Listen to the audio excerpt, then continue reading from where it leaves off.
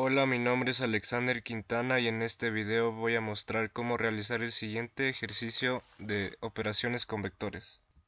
Un excursionista comienza un viaje al caminar primero 25 kilómetros hacia el sureste desde su vehículo. Se detiene y levanta su tienda para pasar la noche. En el segundo día camina 40 kilómetros en una dirección norte 50 grados al este, punto en el que descubre una torre de guardabosque. En el literal A nos pide determinar las componentes del desplazamiento del excursionista para cada día. Como datos tenemos el módulo del primer día, que en este caso es el vector A, que son 25 kilómetros. Nos dice que tiene una dirección al sureste, y ya que no especifica los números de grados, damos por sobreentendido que el ángulo de rumbo equivale a 45 grados. Tal como nos dice en el ejercicio, el vector A se dirige al sureste. Esto se refiere al eje Y negativo y al eje X positivo, quedando así nuestro vector.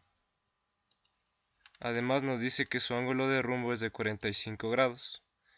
Y sabiendo que sus tres primeros cuadrantes equivalen a un ángulo de 270 grados, podemos sumar estos dos y así sacar nuestro ángulo de dirección, que equivaldría a un ángulo de 315 grados. Conociendo el módulo y el ángulo director, podremos hallar la componente en X del vector, que es igual al módulo por el coseno del ángulo director. Reemplazando nos quedaría 25 por coseno de 315 grados, que es igual a 17.67. En cambio, para hallar la componente en Y, debemos multiplicar el módulo por el seno del ángulo director. Reemplazando los mismos datos nos da menos 17.67, teniendo así nuestro vector A y su posición inicial en el origen del vector, teniendo como incógnita la posición final. Podemos aplicar la siguiente fórmula para hallar la posición final, que es vector es igual a posición final menos posición inicial. Despejando la posición final nos quedaría el vector más la posición inicial, que es igual a 17.67 en X y menos 17.67 en Y.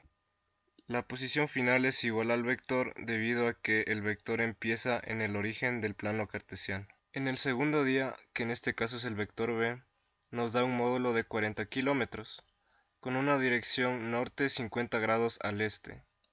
Esto quiere decir que nuestro ángulo de rumbo es de 50 grados, con el que encontraremos nuestro ángulo director. En el ejercicio nos dice que el vector B se dirige al norte 50 grados al este. Esto se refiere al eje Y positivo y al eje X positivo. Y además, sabiendo que nuestro primer cuadrante equivale a un ángulo de 90 grados, podemos hallar nuestro ángulo director restando estos dos, dándonos así un ángulo de 40 grados. En el literal B nos pide determinar las componentes del vector resultante y encontrar una expresión en términos de vectores unitarios.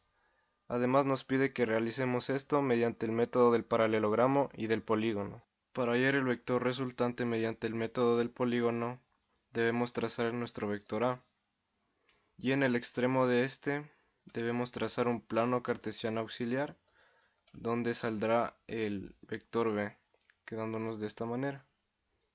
Antes de hallar el vector resultante podemos hallar el punto final del vector B, ya que tenemos el punto inicial del vector B, el cual es el punto final del vector A, y el vector B.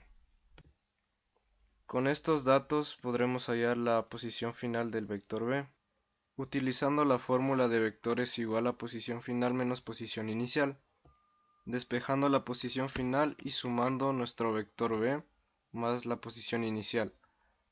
Nos quedaría 48.31 en X y 8.04 en Y, como posición final. Ahora lo que nos resta hacer es trazar el vector resultante desde el origen del plano cartesiano principal hasta el extremo del último vector dibujado, quedándonos de esta manera.